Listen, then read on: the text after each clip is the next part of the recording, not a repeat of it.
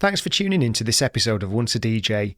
If you'd like to support the show, then head to onceadj.com/support to find out how you can help.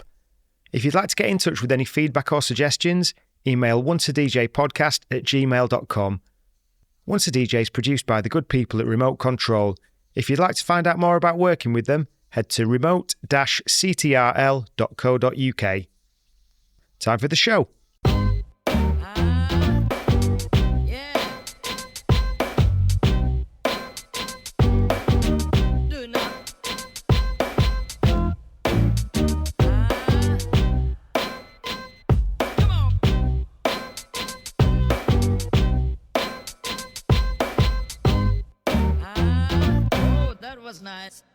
Once a DJ is brought to you with the support of Vinyl Underground Record Store. Since 1993, VU has been shipping new and used underground house, techno, disco, hip-hop, soul and more worldwide from Northampton in the UK. They are your go-to store for upfront releases, repressed classics and deep digging for undiscovered gems. And they're a great crew to deal with who really care about the music and their customers. To show the support to the Once a DJ community, they're giving you 10% off your next order. Just head to vinylunderground.co.uk and use the code ONCEADJ10 at checkout. You also get free UK delivery on all orders over £100. That's ONCEADJ10 at vinylunderground.co.uk.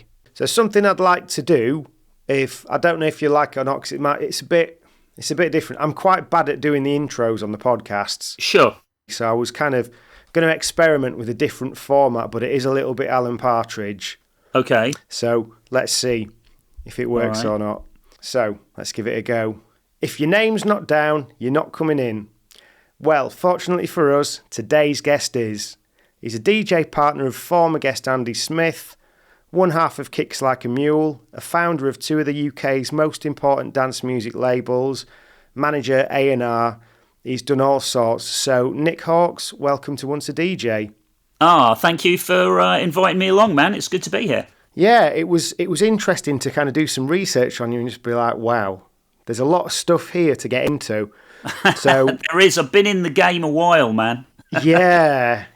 So I guess the first place to kind of go from on this is people will have probably listened to the Andy Smith episode, and you and Andy started DJing together, and you kind of, the first thing that he mentioned that I thought was interesting was the book, the Learning to Mix book.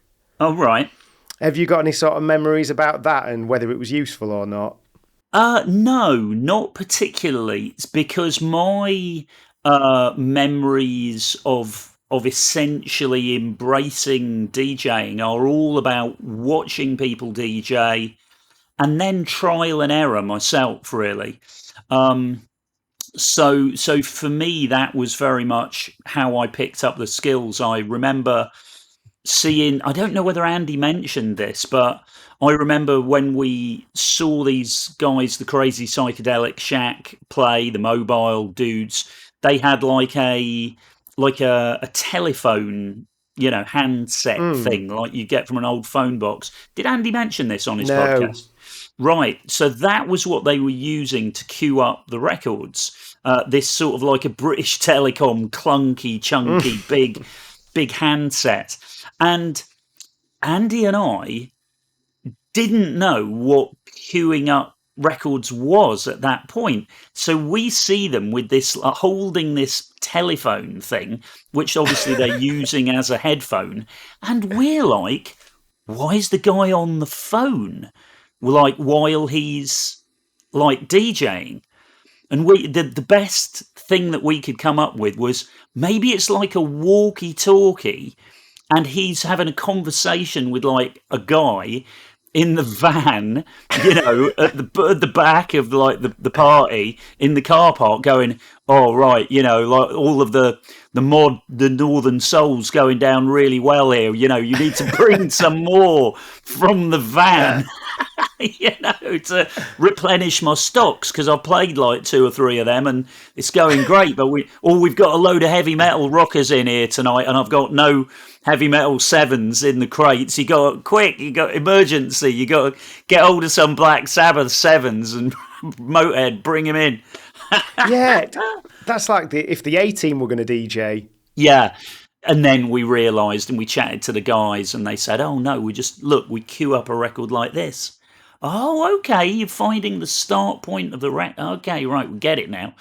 And then, like, at one of those gigs, the DJs, I remember I don't remember whether I queued one up, but certainly Andy, I know, queued up a rainbow Since You've Been Gone, 7-inch. So he's like winding his finger back around it and, to get it on the start of the record and then back a little bit. And then, it was experiences like that was how we learned. And then I'm sure when it comes to actually really mixing, beat matching records, I mean, there was Greg Wilson, I think, who was on the Tube, did a thing about sort of what scratching and mixing was. I think that was something that we would have checked out, or otherwise, being at clubs or as kids, and seeing how other people did it. So that was really my experience of how I learned. Yeah. It's interesting that you talk about Rainbow and Motorhead, because Andy did mention Motorhead quite a few times. In most podcasts, I don't, Adam. But I think with the two of you, it's like it's interesting that there is such a breadth of music. Like between the two of you, there's not much sort of genre-wise that you've not covered. Yes. This is true. And also something that's going to be nice to get into is looking at how you guys are still doing stuff together over this amount of time. And it's nice when people have got this chemistry and this balance. Oh, yes. It's an amazing thing. And we don't really play on it at all in terms of sort of, kind of concrete marketing. So when we do our Reach Up Disco Wonderland stuff, we don't like have in headlines 40 years of DJing together or anything like that. Yeah. But it is interesting to ponder like how many other DJ duos there are in the UK who started out when they were 13-ish, 12, 13, started out DJing together and still DJ together both at the age of 57. I mean, I think there might not be that many. I imagine there's sort of limited numbers. Yeah. So you got to like the mid-80s and you went to London to Goldsmiths, right? I did. Went off to university, moved up from Portishead to South East London. Now, I'm kind of like joining dots here and I might not be accurate, but I guess it must have been pretty interesting going from Portishead to London at that time when you were at the start of kind of a musical explosion in acid house. How was that coming in from the outside? So I moved up to uni in 86, and then house music kind of was sort of filtering its way through, really, I guess, 86, 87, 88. And then we had 88 and 89 was when, I guess, you could call that more the acid house explosion. And I was, so and I was in the thick of that, though. So I was working in Ibiza in the summer of 1988. And I got a job DJing in a beach bar in Playa d'Embossa. And the good thing about that was that would finish at about midnight, 1 a.m. And so then I'd have the rest of the night to myself, which was good. So I remember going to Amnesia, which was completely open air in those days. And sitting next to a Greek girl who had a handmade smiley t-shirt, and a whole bunch of people were coming up to her during the course of the evening going, "Oh, where did you get your t-shirt?" She goes, "Oh, I made it myself." And they were like, oh, wicked, this and the other. And then I got chatting to a guy called Ulysses who ran like the boutique bit of Amnesia. And I mentioned to him, I said, hey, there's this thing, like the smiley shirt. The smiley is kind of like a thing that's taking off in the UK at the moment. It's sort of being used in magazines and 1 or 2 club flyers. And maybe if we put a smiley on a t-shirt, that might be an interesting thing. And he was like, yeah, no, I get it. I'll tell you what, I'll take you to like a factory that manufactures t-shirts. and you can get some pressed up, some t-shirts pressed up. And he said, hey, I'll take the first 25 or so in the boutique and we'll see how they go. And then so he would, he took those and then they sold well. And then so through that summer of 88, I would DJ till about 1 a.m. Then I'd get on my moped. I had a rucksack. I put like the t-shirts, like restocks of the t-shirt in my sort of backpack thing. And then I'd scoot off to Amnesia or wherever, and then I'd like turn up and then I'd be like, yeah, here's another 20 for you, and I'd fill out like a little note of like received the cash for the ones that you sold. And so I'd be doing that sort of thing, and that's the sort of thing I was doing in the summer of 1988, which was pretty fun. And then obviously the Smiley thing, it was a lot bigger when I returned at the end of that summer than it was when I went at the beginning of the summer. And then, of course, it became really big as time went by. But, I'm not in any way claiming to have sort of, invented that, that it was on the Shum flyers, and the Bomb the Bass Beat This record had a smiley face on it with a splat, which that was the thing that I took into the t-shirt manufacturing place and said, hey, I just want a smiley like this but without the splatty thing on it, please. They were like, yeah, sure. So yeah, interesting sort of fun little era. What did you study at uni? Communications and sociology. Okay, because I wasn't sure if you were going to say that marketing or something, if you kind of... No, I mean the communications stuff involved radio, print journalism, TV, and I specialised in radio. So then I had a few interesting things that I did radio-wise during my uni years. So one of them was I helped out at Radio 1, which I procured that slot by going to a TV show where Peter Powell was presenting it, DJ called Peter Powell, presenting a TV show. And then after he'd done his TV show thing, I went up to him and said, hey, I'm a student. I don't know whether you ever need anybody to, help out. You probably don't. But if you do, I'd very much be, into helping out. And he said, I'll give you the phone number of my producer, and we do a thing called the pop panel, and maybe he might have an idea on that. So then I called up the producer and he went in for like a trial thing that went fine. And then so while I was at uni, actually, I would be appearing on Radio 1 maybe once every 3 to 4 Sunday mornings, as part of this. It's like a round table record review thing, Nice. And so, yeah, I was in halls of residence and people would be like, fucking hell, Nick, were you on Radio 1 this morning? I'm like, yeah. They're like, what was all that about, man? So amazing. I did that. And then I also interned at WBLS in New York between my second and third year of uni. So I got a work permit to work in America generally. Sort of this scheme for young people, you can do Camp America, which is like working in those kiddies camps, teaching tennis and all that, or you could have a, kind of more regular work permit. And I got on the Work America scheme, and then I got a job working in a cinema as a cinema usher, actually. And then I blagged my way into WBLS, New York's leading sort of black music radio station. I kind of, what I did was I called them up and I said, I'm writing an article on New York radio, and can I interview the head of the station?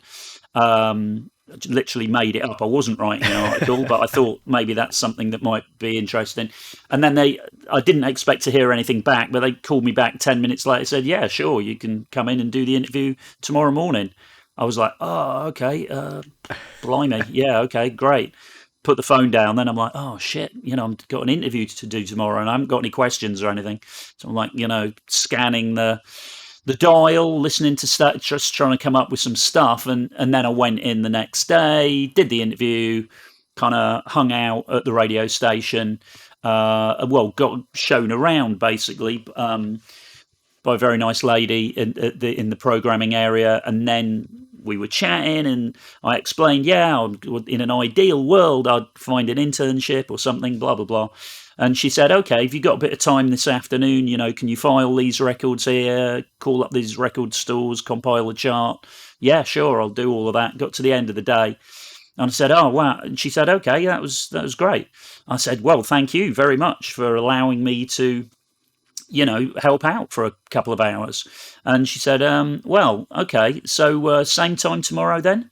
And I said, "Wow, if there's another day, that you need me to help out, that's amazing." She said, "No, not another day. You're our new intern, if you want to be." I'm like, wow. "Oh my God, really?" She's like, "Yeah, absolutely."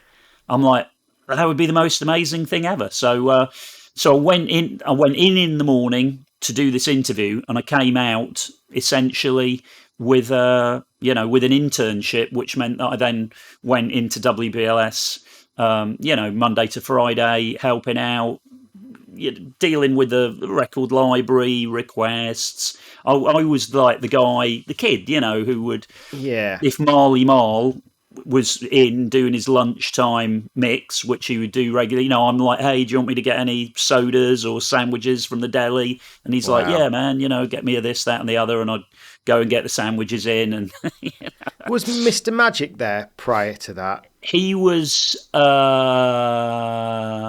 he was the other Magic station? at Kiss? I think Mr. Magic was at Kiss. Frankie Crocker was WB. Yes, he was, wasn't he? Yes, he was. Was that because he was? The station itself so important in terms of the sort of genesis, the growth of hip hop, wasn't it? Is that what made you target that station? Yeah, I just thought it would be cool. Yeah, I thought that's a cool spot, WBLS. Let's ring them up. Give it a go. And of course, you never know where these things may lead to. I wasn't expecting it to work, but obviously, an experience like that where it did work, and then I found myself there every day, hanging out, with all of these people, and I got to know these guys a bit, and I went to Marley Marl's house where he had his studio at home, very basic gear, and just hung out a bit there when he was making I think he was working on some Roxanne Shante stuff that day. Amazing. And I guess I found out at a young age that if you can get yourself into somehow get yourself into interesting environments, then interesting things can happen. And I've been maintaining that sort of philosophy all the way till literally to today. Like, I was in, just as an example, I was in Manchester on Saturday night and Sunday night at the two Prodigy shows at Warehouse Project. And after the Saturday night show, I got invited to the newly opened club in Manchester that's had a lot of profile because it has a very strict no filming policy. You might have seen it on the, it's been on the BBC website, news website. Actually had a whole page in the Guardian on Saturday. And again, I just thought that feels like the sort of place that I should be going to. So I rolled down there and absorbed it, and this is really interesting, and kind of have come to the conclusion that this could really grow, I think, as a concept, certainly in smaller, cooler clubs where keep your entrance price low, don't base the proposition on we've got this big name and that big name. Just go, hey, it's going to be a great vibe, the music will be great. It's a no filming thing, so get in there and just absorb the moment, enjoy the atmosphere. Don't be obsessed with how you look, and don't worry that your friends are going to take a picture of you, blah blah blah blah blah. And I've got to say, it was really a good vibe. So, and I really learned from that. And so, yeah, man, that's something I've been doing for years, and hopefully I'll be doing forever. Putting myself in interesting environments and hoping that interesting things can happen. Yeah. Something else I just wanted to ask is, With the sociology side of your degree, did you kind of manage to weave anything from music into what you were doing in that? I did. So basically, my dissertation, like your big, whatever it was, 10 or 15,000 word study, was called Club Culture, the Mating Game, ? And what it did was it compared and contrasted sort of mainstream clubbing, which was more booze orientated, meeting partners of the opposite sex, typically in that era, mainstream high street proposition where the music was all familiar and wasn't really so central to the proposition, with underground culture that wasn't so much about finding a boyfriend, girlfriend, and where the music proposition was less familiar and da da da da da. So and then I wrote my dissertation on that, to my dad's great surprise, because he was saying, right, so you could go out to a nightclub on a Wednesday night, Thursday night or whatever, could you? And stay there till 4 a.m. with music blasting out and everybody dancing around. And you could legitimately say that was part of your university research, could you? And I said, yeah, absolutely. It was like, blimey. It's great though, isn't it? Any time that you can bring the fun into sort of school and things. Like I used to always like, if there was ever an opportunity to work with someone who's got a camcorder and make a video about something, I'd always want to do that instead of writing things. It's a lot more fun. Once a DJ is brought to you with the support of Vinyl Underground Record Store. Since 1993, VU has been shipping new and used underground house, techno, disco, hip-hop, soul and more worldwide from Northampton in the UK. They're your go-to store for upfront releases, repressed classics and deep digging for undiscovered gems. And they're a great crew to deal with who really care about the music and their customers. To show the support to the Once a DJ community, they're giving you 10% off your next order. Just head to vinylunderground.co.uk and use the code ONCEADJ10 at checkout. You also get free UK delivery on all orders over £100. That's ONCEADJ10 at vinylunderground.co.uk.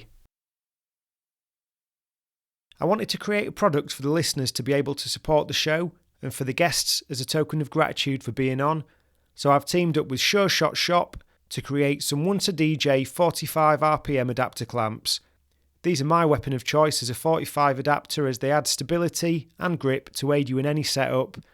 These are available for £25 each plus flat fee postage from onceadj.bigcartel.com, and if you'd like to see the other models you can buy and also customise, check out sureshotshop.com.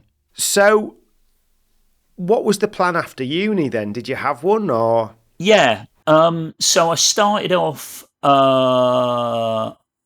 helping out at a Simon Goff's company called Secret Promotions. So I did a couple of days a week, just stuffing 12-inch records into mailers. And I'd met Simon by going to his club, which would have been probably a club called Fool's Paradise at Gossips in those days. And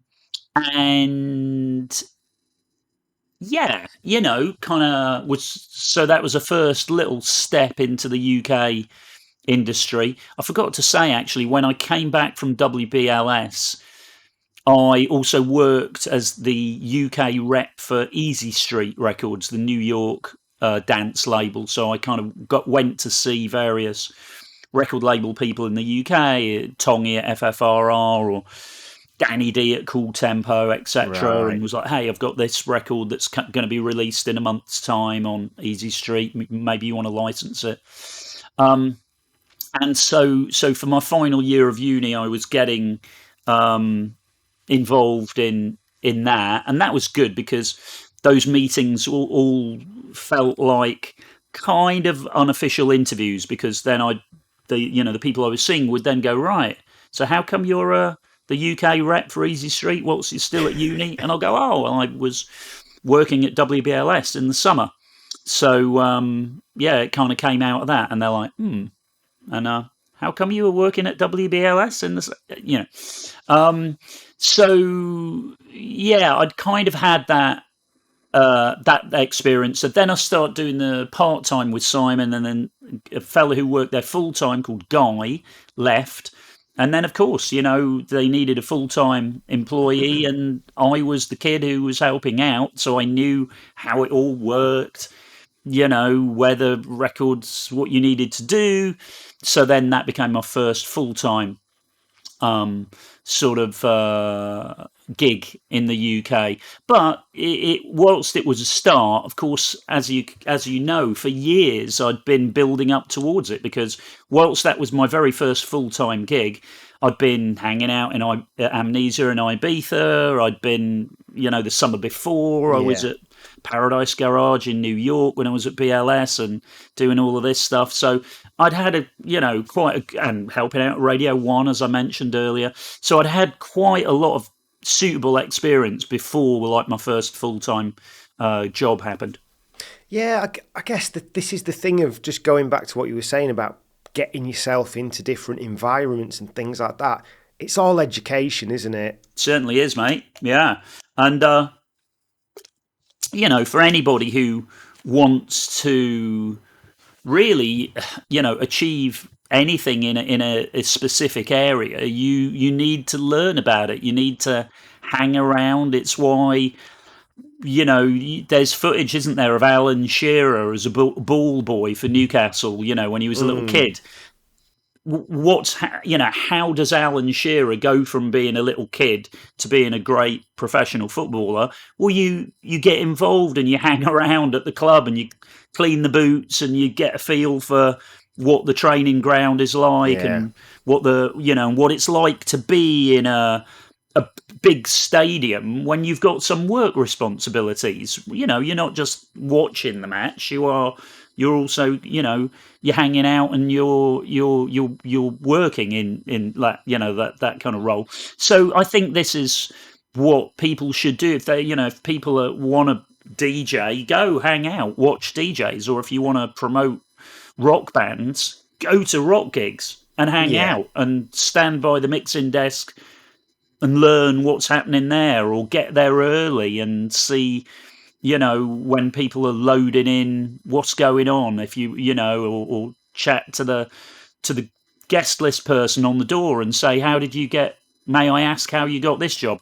Pick your time, don't maybe do that if you've got like 50 people waiting behind you, but at the right time, open up that conversation. And it's important stuff, Adam.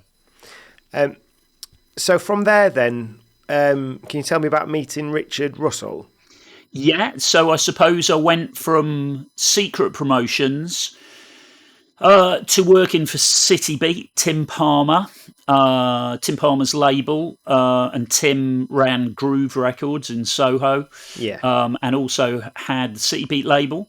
So started working for Tim basically as club promo, but he had said, hey, if you find any good records that we might like to sign, then bring them in. And if they're good, we'll sign them. So, this is exciting, the sort of A&R opportunity. And then I had a few things that I tried to sign early and wasn't able to. Little Louis, French Kiss, was what I actually thought I'd signed at, actually, because I just phoned up the number on the record and said hello, and the person answering said, hi, it's Louis. I'm like, oh, wow, is that Little Louis? He's like, yeah, uh-huh. I'm like, great, I'm at a record label in the UK and I'd like to sign your record. He goes, sounds cool. Okay, good. I was thinking like maybe it could be like a £1,500 advance and 14% royalty or something like that. Does that sound interesting? Yeah, man. Yeah, sounds cool to me. I'll just give you my lawyer's number and, tidy it all up with him. Gave me the lawyer's number, put the phone down. I'm like, wow, have I just signed French Kiss? It feels like I have. But then the lawyer had to keep chasing the lawyer for the next 3 weeks. And then eventually the lawyer got in contact, said, hey, it's going to be 25 grand at least if you want to sign this record. And no, we weren't in the business of signing records for 25 grand. Yeah. So it didn't happen. So, I had a bit of that and a couple of other records that I tried to sign. And then one that I did sign, which became a top 10 hit, my first top 10, which is a record called Numero Uno by Starlight. Do you remember that record? Italian piano house thing? No. Okay, so like big, made by the same guys that made Ride on Time, the black box lot. So yeah, big frothy piano northern record, lot of support from Mike Pickering and all these guys. And yeah, so that went top 10, and then really off the back of that, Tim and I then started XL Recordings with a different agenda to the City Beat agenda. So the City Beat agenda was, pretty broad. Some rap, some house, some commercial soul, and generally sort of looking for hit records in a whole load of different, genres. Yeah. And then the XL agenda was different. So this was not about like, hey, can we find pop hits? It was more, can we find good, solid underground records that will be popular with the DJs and grow from there. And then so XL started, put out a bunch of records, load of the Frankie Bones stuff. I signed the Prodigy at that point, and then Richard Russell was helping us out, and then he became, sort of full time. So did you sign the Prodigy before Kicks Like a Mule, or was Kicks Like a Mule? Right. Oh, okay. Yeah, so man. So quite a significant. Yeah, the Prodigy was signed couple of years before Kicks Like a Mule. Right. Yeah. So how did you discover them?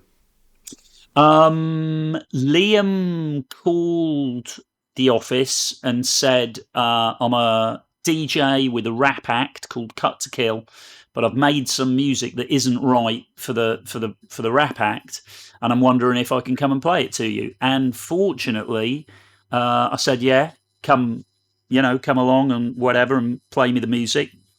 Fantastic, because maybe if I'd said, mate, just stick it in the post, maybe he wouldn't have stuck it in the post and might have signed somewhere else.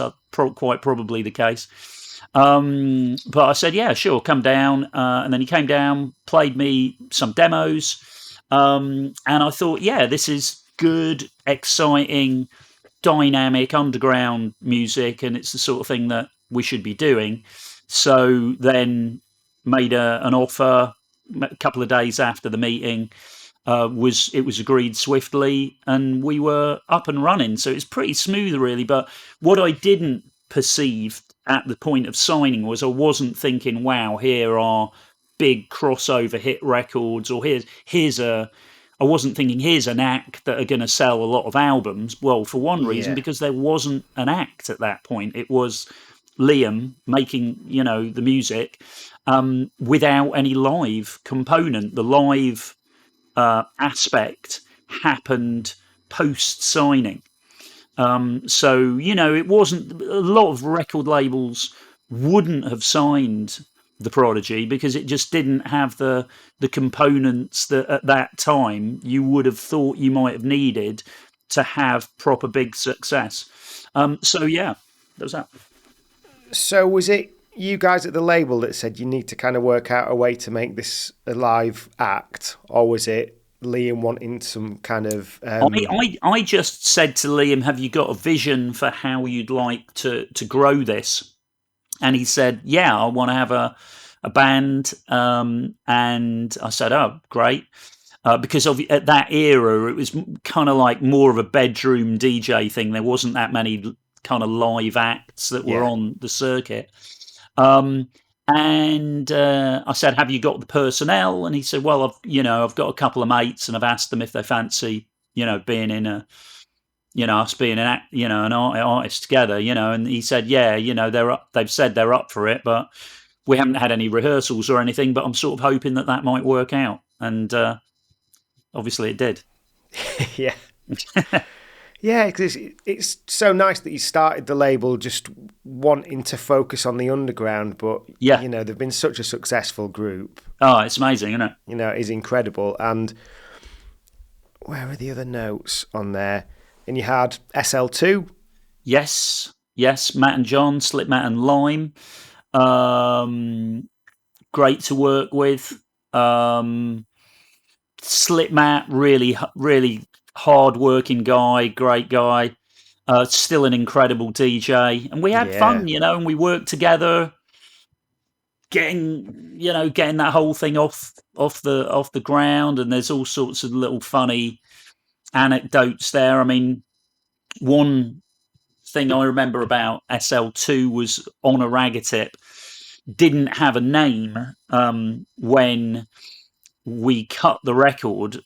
So we're literally mastering it. The lacquers are in a box and they need to go away to the factory. I'm like, it's got to have a title, lads. So, you know, we really are at crunch point here. We need to come up with a title for it. And there wasn't one, and we were umming and ahhing, and I remember saying, let's sort of think about this. It's sort of like, right, maybe the title that can kind of, I don't know, that can describe the record. It's sort of like, you know, what is the record? It's kind of, it's on a Ragatip type of thing, and then everybody sort of went like, yeah, oh, nice. Yeah, that'd be good, On a Ragatip. Yeah, that's pretty cool, isn't it? And so I'm like, great, we've got a name then, have we? And they're like, yeah, we have, good. Okay, you can go off to the factory now. So, you know, we're making it up as we went along, man. You know what I mean? Yeah, and I suppose in hindsight, so earlier on today I was listening to Terry Turbo's podcast with Jumping Jack Frost. Oh, yeah. And they were on about when drum and bass got moody. Yep. Around 96. But what they said that I found interesting was that it was when they started... when jungle sort of and drum and bass started sampling more of the reggae artists. Mm-hmm. But then thinking about it, like SL2 and The Prodigy were kind of sampling reggae. So I guess in a way it was quite ahead of its time, really. Yeah, definitely. And obviously I guess that those Prodigy and SL2 records that did fuse together reggae and breakbeat, along with, you know, Lenny D-Ice, We Are IE, reggae bassline, breakbeat, and, you know, multiple other records, Shine Eye, or whatever that record was that sampled Shine Eye on Shut Up and Dance. You know, there was a whole bunch of breakbeat reggae stuff. And yeah, all of that was the foundations for what went on to be jungle. And the foundations for what went on to be drum and bass, really. Yeah, and just another one that came out on the label, Sweet Harmony. Yep, yeah, no, wow. Fantastic record. You know, it was an era where there were a lot of really great records around, so it wasn't hard to find really great, significant records coming through. Maybe we wouldn't necessarily have known that some of these records would go on to be complete classics that in 30 years' time would still be getting played and very much appreciated.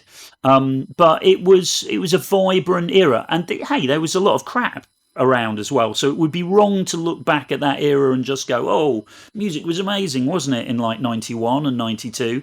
I mean, there was a lot of amazing music, but there also was a lot of rubbish, you know, white label, breakbeaty stuff that really wouldn't go on to do anything of big note. Maybe you could sell, you know, a couple of thousand white labels, of course, which is not bad. But yeah, it was a great time for music, and I think I'm very lucky that I was in and around that period, which was so exciting for music and stuff kind of kicking off and sort of flying, building to a point where the records could fly into the mainstream pop chart, which probably brings us on to the Kicks Like a Mule record, The Bouncer, where, myself and Rich were right in the thick of the scene and thought maybe we should have a go at making a record as well, because everybody else is, and let's see what happens. And so, we made that record, and what we were keen to do was make a record that was underground but identifiable. So not like an underground record that just a DJ would mix into, and then it would be in, but it was just a load of break beats and a noise, and then on to the next one. We wanted a record that people could identify and kind of pinpoint and remember. And then obviously the sample in the record is exactly that. And then there was something in that era really about when you had a record that really was identifiable. And then it would cause a lot of demand in the record stores. And then the record stores, if they were getting that much demand, they'd put a sign up, they'd hand scribble, please don't ask us, whatever record isn't out until, 3 weeks' time. Because every day, have you got this? Everybody was coming in. And then we started to see, when the record was on promo, it was Tribal Bass, Rebel MC's label, that released the record, not XL actually, and then we started to see those signs pop up in a couple of record stores, and that was like, that means means that it's got a good chance of being a proper crossover record. And it went to number 7 in the national charts and Top of the Pops and all of that. So again, another fun little era, man. And so where did the name Kicks Like a Mule come from? Because it is amazing. We were just trying to come up with a name that was memorable and that kind of represented the music that we wanted to put out, so that the two sort of linked together. And I don't remember exactly how we came up with the name, to be honest, but I really don't. But once we had it, we thought, that is what we do. We attempt to put out music that that is uncompromising and kicks and all of that. And so we didn't kind of put too much attention into it, but we thought, that sounds all right, we'll go with that. Once a DJ is brought to you with the support of Vinyl Underground Record Store. Since 1993, VU's been shipping new and used underground house, techno, disco, hip-hop, soul and more worldwide from Northampton in the UK. They're your go-to store for upfront releases, repressed classics and deep digging for undiscovered gems. And they're a great crew to deal with who really care about the music and their customers. To show the support to the Once a DJ community, they're giving you 10% off your next order. Just head to vinylunderground.co.uk and use the code ONCEADJ10 at checkout. You also get free UK delivery on all orders over £100. That's ONCEADJ10 at vinylunderground.co.uk. I wanted to create a product for the listeners to be able to support the show and for the guests as a token of gratitude for being on, so I've teamed up with Sure Shot Shop to create some Once a DJ 45 RPM adapter clamps. These are my weapon of choice as a 45 adapter, as they add stability and grip to aid you in any setup. These are available for £25 each plus flat fee postage from onceadj.bigcartel.com, and if you'd like to see the other models you can buy and also customise, check out sureshotshop.com. Yeah. We still managing to DJ through this time? Because I know we've talked a lot more about the sort of internships and the day job. Yes. So myself and Richard were out DJing as Kicks Like a Mule on the rave circuit. And it was entertaining and exciting. And we'd get to travel around a bit, and we had a different attitude to it than I would have today. I mean, I remember we got a gig in Newquay or something on a Thursday night, and we just thought, we'll drive down to Newquay, do the gig and drive home and be back in the office the next day, was the sort of thinking. No need for a day off. We probably didn't think it through fully.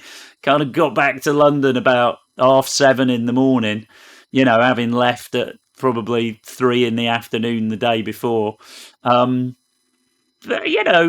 again, just getting stuck in and doing things, and being in the clubs, which was good because you'd hear other records out in the club. So we might be DJing somewhere, we could try out records that were forthcoming, XL things or things that we were considering signing. And then obviously you'd hear maybe another DJ play something, and go, oh, that's good. I think you mentioned Jumping Jack Frost earlier, and in his book, his autobiography, he mentions where I believe he played T99 Anastasia at a rave, and I went over and went, wow, what's that record? I think he showed me, T99 Anastasia, and I'm like, oh, that's great. And then, I went away and signed the record, and he was like, guys sort of getting stuck in out there. So, I loved it. And, it was great fun. It meant that we could host some XL parties internationally, Adam.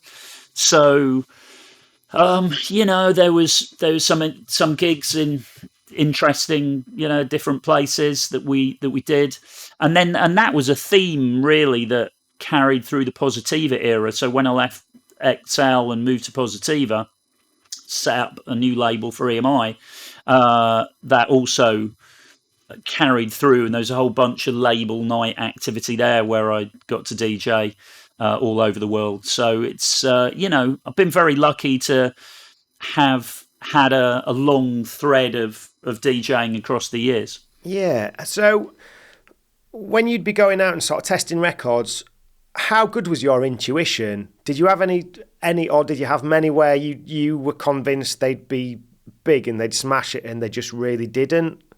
I think everybody has some of those. Yes. There's I'm trying to think, records that I thought that would smash it and didn't. I mean, maybe more in the Positiva era than the XL era. So there was a record called On the Top of the World by Diva Surprise that I signed to Positiva. Big money signing. Not a big hit though.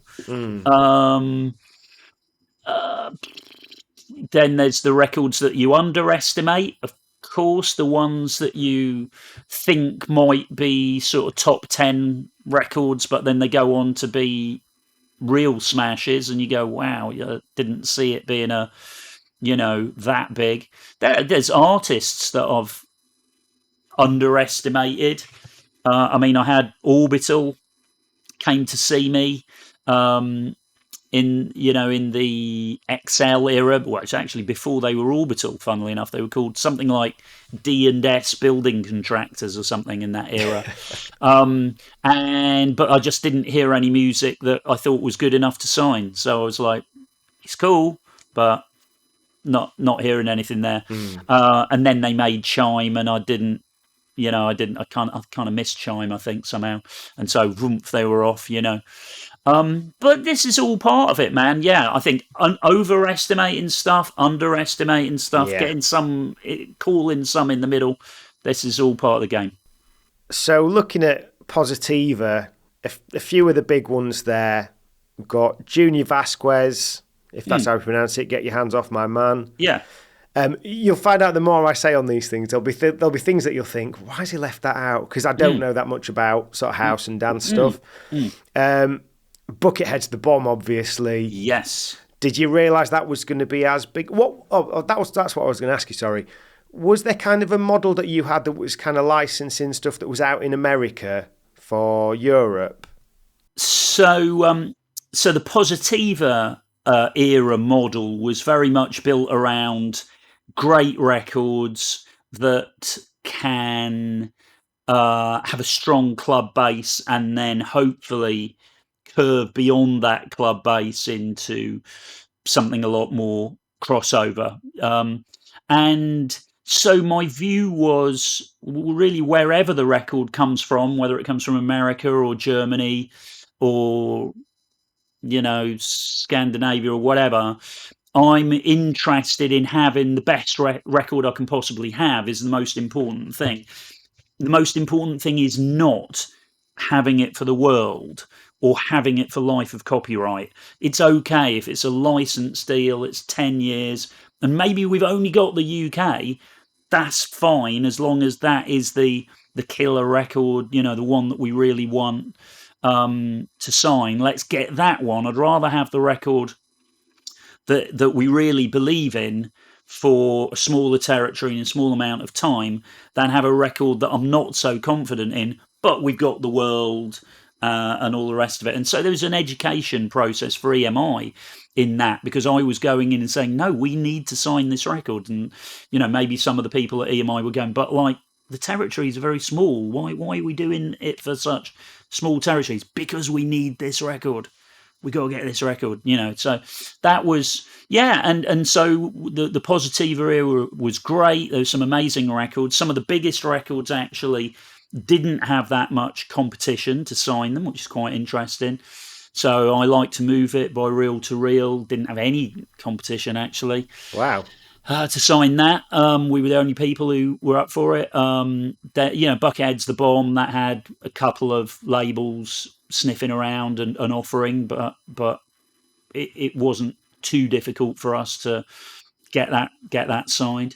So it's a vibrant era, but but sometimes you could get big records without much competition, and then sometimes when a record like BBE 7 Days in 1 Week came along, there'd be a lot of competition. We'd have to do a lot of work to figure out how we can sign this.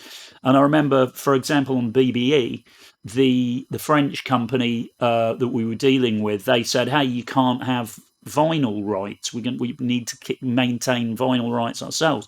A lot of UK labels went, what? Well, we can't sign it if we can't put vinyl out, because we need to put vinyl out to get it into the charts. So, this doesn't make sense. But in the case of BBE, for example, we were like, okay, is there a way around it? And the solution we came up with there was I said, so if you need to maintain the vinyl rights, would it work if we gave you some Positiva artwork and you pressed up 10,000 pieces of vinyl in Positiva range bags and we bought them off you? And he said, yeah, that would work fine. Great. And, we've got a solution. You keep your vinyl rights. We get to have 10,000 Positiva bits of vinyl in the record stores to help us have the hit that we need.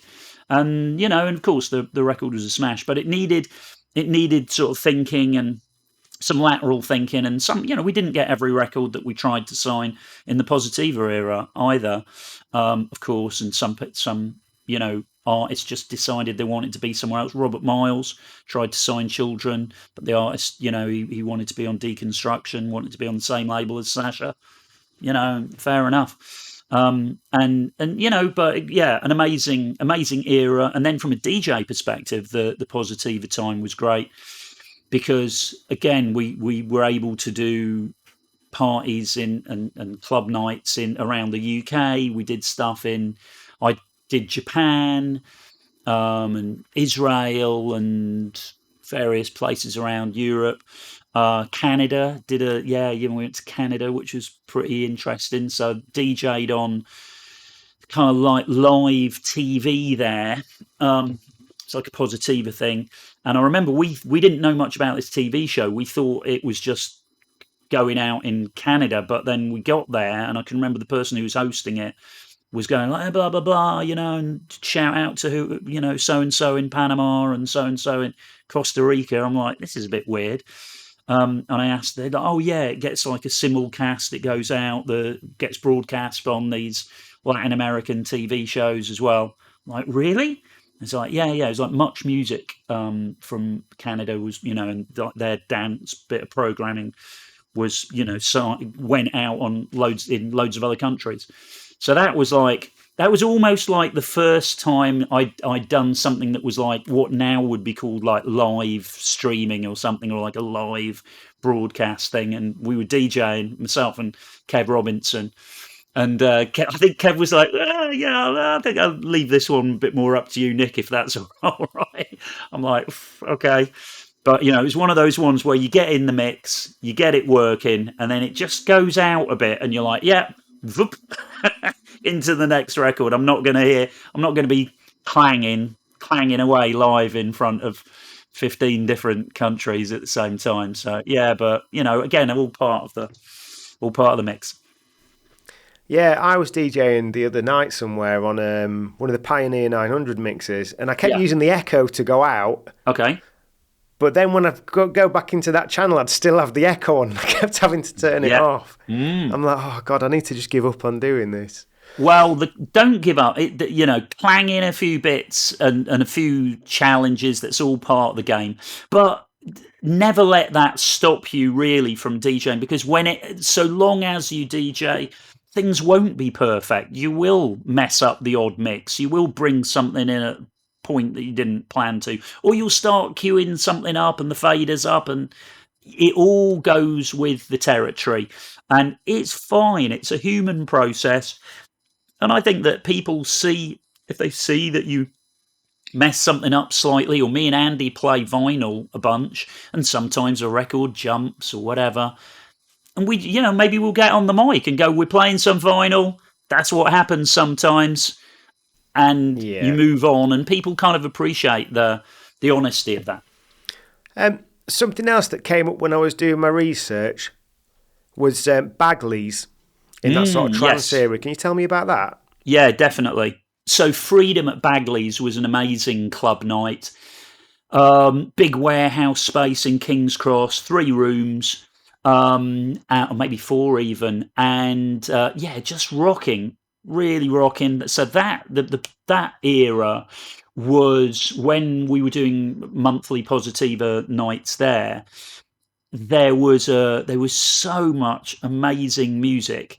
So I'd DJ there, and maybe in one set it would be Paul Van Dyk for an Angel, Cafe Del Mar, Energy 52, of course, maybe, Brain Bug or Veracocha or Guriella. I mean, all of these big trance records popping off, and it was explosively exciting, really great, amazing people who ran it. Shout out to Debbie and Colin, Ariel, resident, in the main room. So a really special part of London clubland history, Freedom at Bagley. It's tremendous. Yeah, it's strange kind of going down there now. Now it's Cold Drops Yard, and kind of reading stories on Facebook and things like that about just what it was. So mindful that we've not got too much time left. There's a couple of things I really want to cover, and that's more of a continuation of your production. But maybe before that, just looking at how things, we talked about Andy at the start and how you guys did things at the start. Yeah. And I'm mindful that, you've got Reach Up Disco Wonderland now. Did you guys kind of continually sort of DJ together over the years?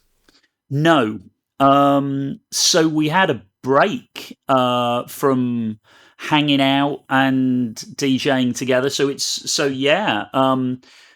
We were kind of on different paths for a while, and then what happened with the Reach Up Disco Wonderland sort of concept was I was hanging out with Andy, and he was DJing in Camden on a Friday night, and I would just go along to hang out and catch up and have a drink. And then, because I was there hanging out with him behind the deck, sometimes he'd nip off to the loo, and I'm like, yeah, I'll stick a few disco records on.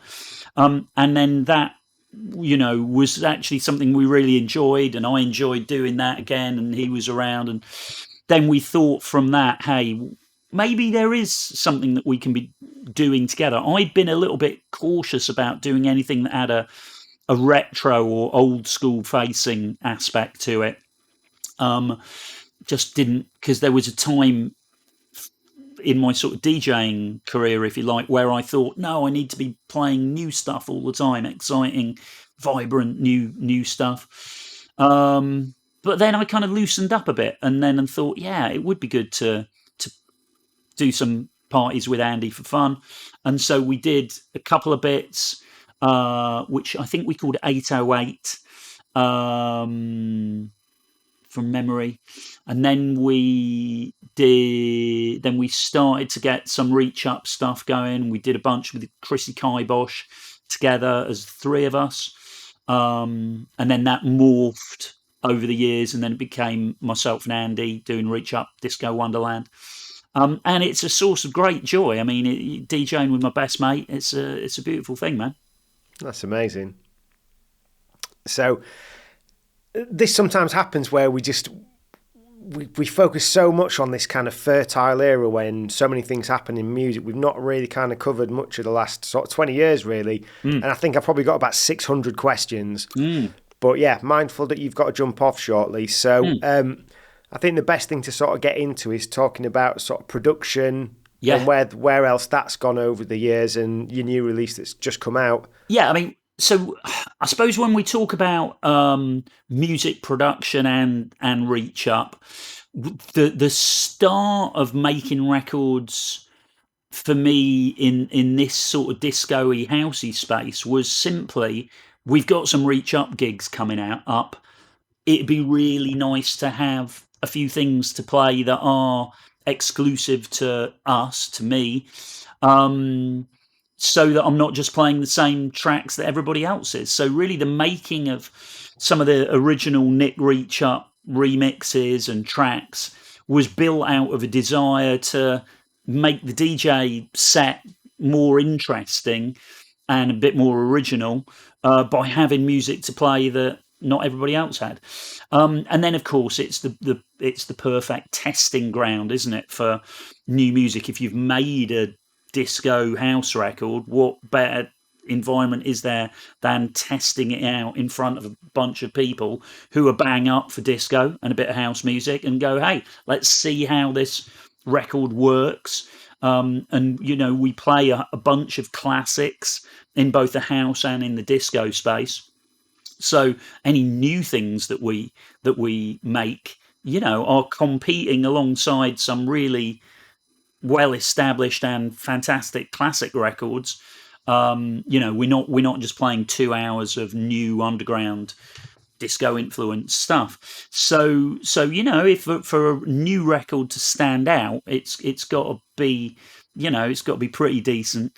But yeah, doing the Reach Up club nights has inspired me basically, yes, to make records, to collaborate with other people and to remix records. So, you know, I've worked with some really good people, Full Intention, Birdie, Barbara Tucker, Dave Spoon, kind of collaboratively.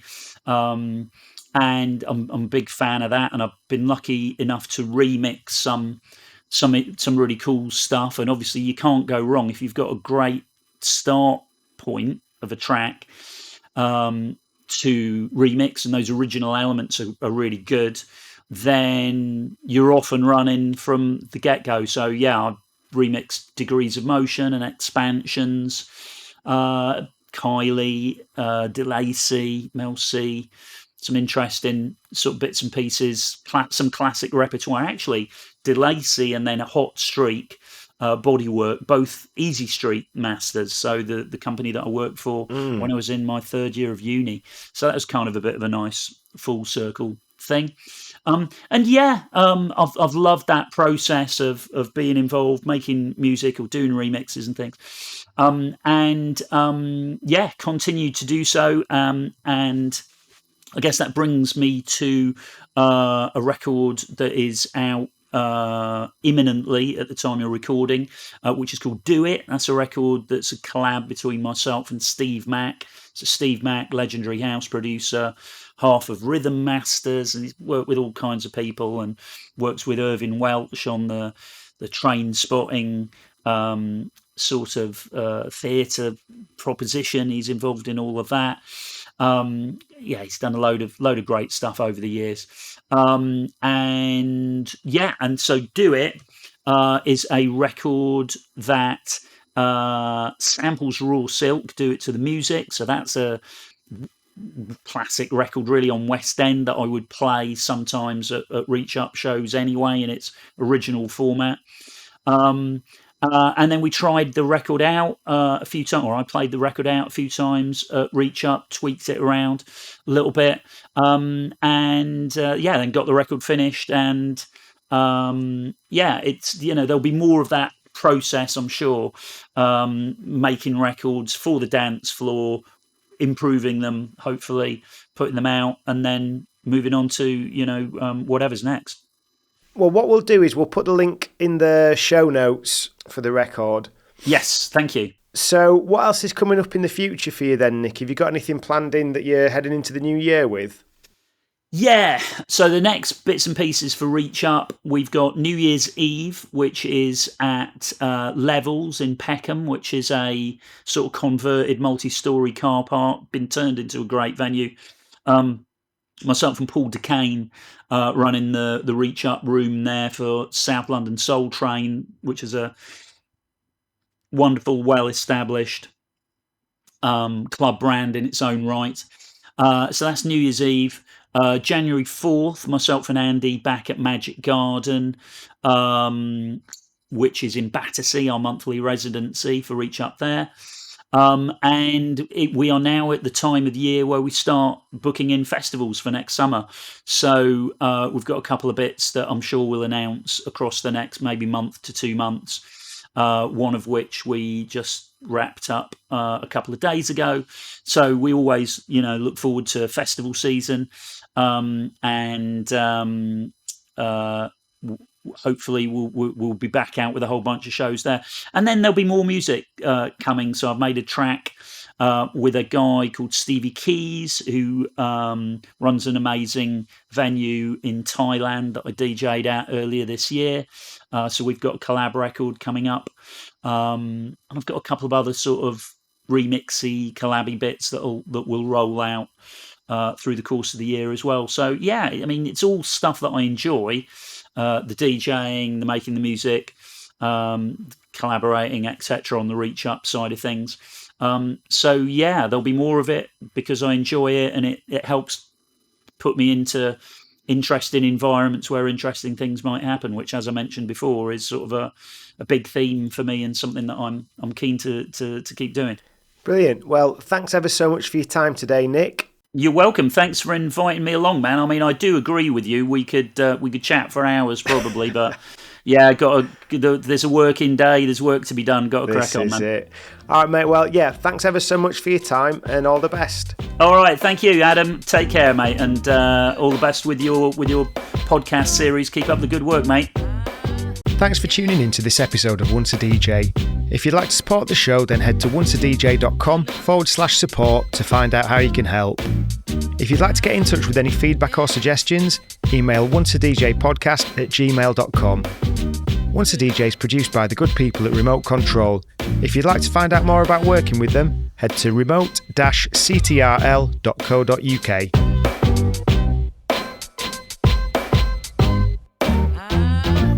That was nice.